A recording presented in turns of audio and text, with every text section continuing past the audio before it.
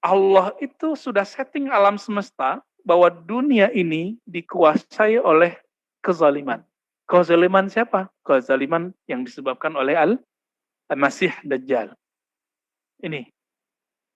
Jadi nanti itu kacau semua. Nah, sampai terjadi pandemi ini, saya baru paham Pak, apa yang disebut fitnatud Dajjal. Tadi saya nggak paham fitnatud Dajjal itu apa.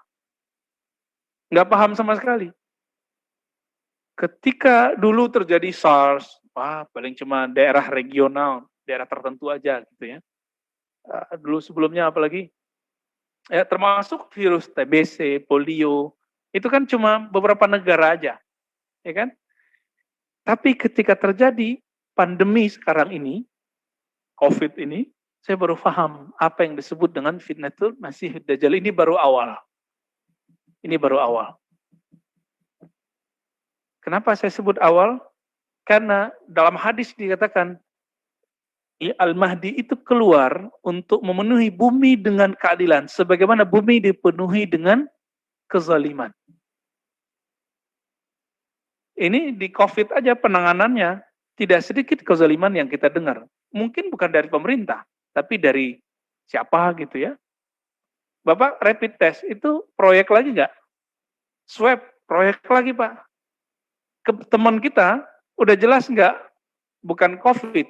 Itu ada teman kita 1-2 ya, tapi dia cerita, saya nggak tahu itu benar atau tidak. Apa dia kena Dajjal juga kita nggak tahu. Ya, dia bilang saya nggak sakit apa-apa kok, cuma ditahan sama rumah sakit, disuruh tes dulu. Akhirnya diisolasi, padahal belum jelas statusnya apa.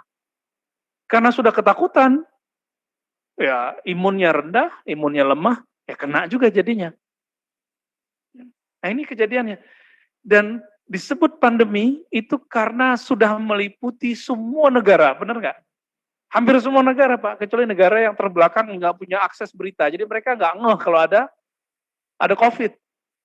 Atau ada negara yang pura-pura nggak ngerti, itu negara Yaman. Yaman itu pura-pura bego aja Pak ya. Cuek aja deh. Tapi apa akibatnya? Sudah ratusan kita dengar kabar ulama atau orang soleh meninggal di sana. Ya, udah banyak habaib ulama-ulama besar meninggal Pak di sana. Karena mereka kalau maulidan, kalau zikiran ya cium tangan. Kita tidak menolak ada COVID. Tapi cerita yang digoreng berlebihan kita nolak.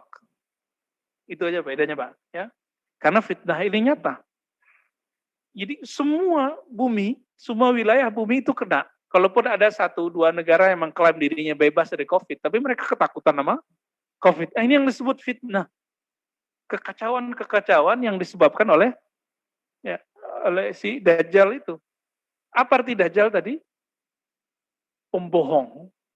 Akhirnya ketakutan karena berita. Coba rasakan Pak, bulan-bulan Maret, pertengahan, April, Mei, sampai puasa kita. Menegangkan nggak? Sampai di Alfamart, Indomart, itu saya lihat ibu-ibu ngata-ngatain orang di belakangnya karena orangnya nggak sabar antri. Lu mau selamat belakang, gitu Pak. Udah pakai apa namanya tuh? Iya, udah lengkap, pakai masker, udah pakai sarung tangan, betul-betul menggelikan kita lihat. Dan dia kata-katain orang belakangnya. Untung yang di belakangnya bukan saya. Kalau saya rayu dia Pak ya. Baik. Jadi Dajjal itu sudah bawa fitnah. Fitnahnya itu mirip kayak iklan, mohon maaf. Iklan-iklan sekarang itu kadang barangnya belum ada Pak, tapi iklannya sudah ada, benar nggak? Coba tanya sama teman-teman kita itu. Ini cara model fitnatud Dajjal itu. Barang belum ada nih, iklan duluan. Disetting lah nanti supaya ini sudah banyak yang minta. Akhirnya misalnya disebar orang-orang ke warung-warung untuk ada yang nanya tentang barang ini. Padahal barangnya belum ada. Pak ada barang ini nggak? Padahal belum ada. Karena sudah banyak permintaan, yang jualan-jualan ini kemudian nanya kepada distributor, ada nggak barang A? Itu baru kemudian mereka buat karena sudah diorder. Mirip-mirip begitu modalnya. Beda dengan transaksi dalam Islam. Barangnya ada dulu baru dijual kan begitu seharusnya. Baik. Jadi ketika Nabi Shallallahu Alaihi Wasallam mengatakan, kalaupun seandainya masih ada 1 hari, terjadi kekacauan di bumi, pasti Allah akan bangkitkan seorang imam namanya Al-Mahdi. Lalu di hadis Imam Tirmizi ini dikatakan, rajulan min ummati au min ahli baiti. Dia adalah sosok dari umatku atau lebih tepatnya keturunanku. Nah, ini yang paling menarik, Pak. Jadi keturunan Nabi itulah potensi terbesar munculnya Imam Al-Mahdi. Kita cek, ternyata ada ulama yang menolak kemunculan Al-Mahdi. Siapa imamnya? Namanya Imam Ibnu Khaldun. Punya kitab Al-Muqaddimah. Ya, dalam ilmu sejarah dan pengantar ilmu-ilmu, dia menolak ada sosok Al-Mahdi dan turunnya Isa. Tapi pas kita cek, penelitiannya lemah. Siapa lagi? Dulu ada ulama Al-Azhar namanya Shaltut. Itu menolak juga, karena mengikuti Ibnu Khaldun. Jadi kalau ada tamatan Al-Azhar menolak sosok Al-Mahdi dan turunnya Isa, berarti dia terpengaruh oleh Ibnu Khaldun. Padahal Ibnu Khaldun dalam bab ini tidak punya otoritas. Yang punya otoritas adalah ahli hadis dan ahli akidah. Beliau lebih kepada ahli sejarah. Oke. Apa kata Nabi? Dia min ahli baiti, dia keturunanku. Maka saya sering bertanya kepada teman-teman kita, jamaah, Bapak pernah berpikir nggak? Ahli bait atau habaib paling banyak sekarang di mana? Ya, di mana? Di Yaman. Yaman negaranya kecil. Cuma di daerah Tarim itu memang banyak ya, Hadramaut, tempat Al-Habib Umar bin Hafiz. Mekah enggak ya. Teman saya ada yang namanya Alwi, orang Yaman keturunan tapi lahirnya sudah di Palu. Tahu Palu, Pak ya? Sulawesi.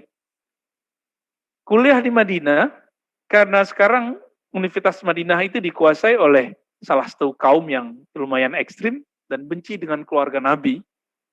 Karena bagi dia orang yang keluarga Nabi itu dianggap Syiah sebagian besar oleh mereka. Nama teman saya ini Alwi. Mereka benci sama nama Alwi. Alwi itu dianggap menyamai nama Allah. Kebetulan dulu di Mekah ada Sayyid Muhammad Alwi Al-Maliki. Mereka nggak suka dengan sosok ini. Karena mereka kontrak terus dengan sosok ini. Sayyid Muhammad Alwi Al-Maliki, beliau, ayahnya, kakeknya, terus sampai buyutnya, itu adalah pengajar di Masjidil Haram. Tahun 80-an terjadi konflik, Pak, nggak boleh lagi ngajar. Ini gaya-gaya kelompok ekstrim yang ada sekarang di Saudi. Ya, ekstrim, tapi bawa-bawa nama ilmiah. Itu yang menguasai sekarang Masjidil Haram. Dari dulu, sudah banyak percobaan untuk menguasai Mekah, dan itu berhasil. Cuma, sebentar-sebentar doang, paling lama ya berapa puluh tahun, nggak nyampe 100 tahun. Nah ini Wahabi ini paling lama Pak berkuasa. Mulai 1924, sekarang udah 1920. Kalau 100 tahun tinggal nunggu aja nih. Tapi apa yang kita lihat, Muhammad bin Salman sudah mulai menyadari, apa kata beliau? Wahabiyah adalah alat perang dingin Amerika dan Rusia. Itu yang ngomong putra mahkotanya, bukan saya yang ngomong. Ya.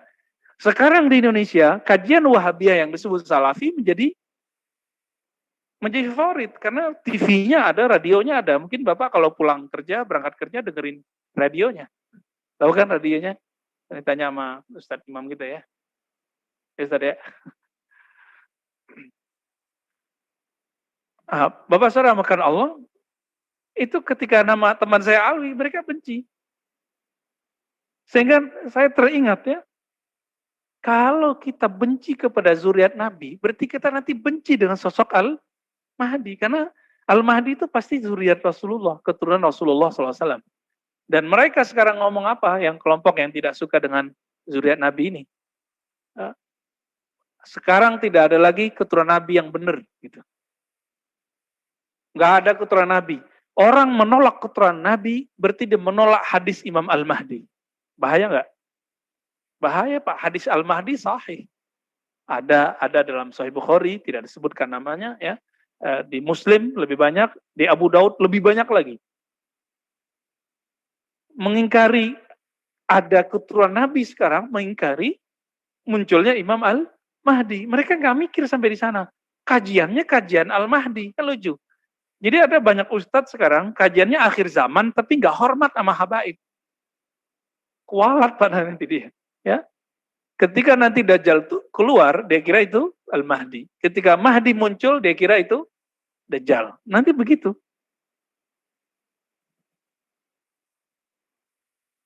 Nah, maka Nabi mengatakannya dalam beberapa riwayat, ini dari Imam Abu Nuaim.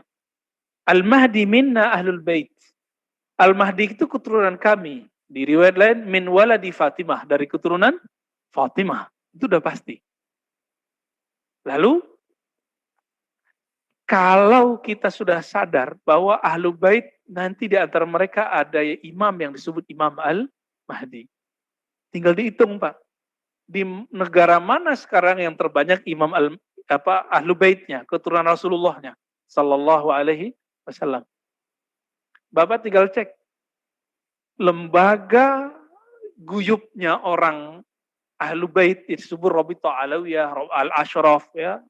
Itu mereka baik Hasani ataupun Husaini yang paling maju Indonesia. Pimpinannya lahir di Kuitang. Ya, Habib Zain bin Smith. Tinggal sekarang di Madinah. Sahabatnya Al-Habib Omar bin Hafiz. Itu punya Rabithah Alawiyah. Di Indonesia sekarang beliau murid-muridnya punya TV namanya Al-Irth Nabawi. Nabawi TV. Yang Arabnya itu Irth Nabawi, nah, di Indonesianya Nabawi TV. Nanti silakan dicek, Pak. Itu murid-murid beliau semua, teman-teman beliau semua itu. Jadi kalau ada orang sekarang nih ngaku sebagai keturunan Nabi, itu dicek seperti kita ngecek hadis. Nasabnya kemana, dia klan siapa, benar atau tidak. Ketika sudah dikaji, ada buku panduannya, ada buku rujukannya. Kalau nggak terbukti, maka orang ini Habibnya Habib palsu. Sebagaimana ada hadis palsu. Jadi ini antum nih silakan ngaku keturunan Nabi, nggak apa-apa. Tapi paling keturunan yang palsu, gitu. Doif gitu. Di Indonesia ini ada jalur Idrisiyah namanya di Indonesia, bukan tarekat ya. Nah, ini agak lemah. Nah, ini terjadi juga perdebatan. Banyaklah di Indonesia. Kalau kita lihat Bapak Saudara makan Allah, mulai dari ujung Aceh, Medan, ya, kemudian pesisir Riau, Jambi, kepulauan di Riau, di Malaysia, di Singapura, Palembang, sampai ke Betawi, sampai ke ujung Banyuwangi, ya, itu semua pesisir pantai, sampai ke Lombok sana, sampai ke Ambon, Pak. Itu bertebaran keturunan Rasulullah Sallallahu Alaihi Wasallam. Dan jumlahnya itu mengejutkan sekali, lebih banyak dari jumlah yang ada di tanah Arab. Bahkan teman saya yang sibuk mengurusin itu mengatakan apa? Beberapa klan, jadi suku, Qabilah lah kira-kira begitu ya. Misalnya As-Saggaf, Al-Idrus, nah itu namanya suku-sukunya, Pak. Ya, famnya, mereka nyebutnya family-nya. Itu ada di Indonesia yang masih bertahan, sedangkan di Yaman sudah nggak ada. Nah ini indikator besar ini, Pak. Indikator besar ini. Bahwa besar kemungkinan Al-Mahdi muncul di negeri kita, di Nusantara. Ini bukan kabar gembira, tapi hitungan kita secara kalkulasi ilmiahnya sangat besar kemungkinan di negeri kita. Tapi kapan? Nah itu bukan urusan kita, Pak. Nah, jangan coba menakar-nakar tahun sekian, kecuali itu datang dari dia. Gitu. Datang dari Imam Mahdinya. Namun kabar baiknya, jika fitnah Dajjal, kekacauan Dajjal sudah muncul, maka otomatis si Al-Mahdinya juga sudah muncul. Tapi baru tanda-tandanya, Pak.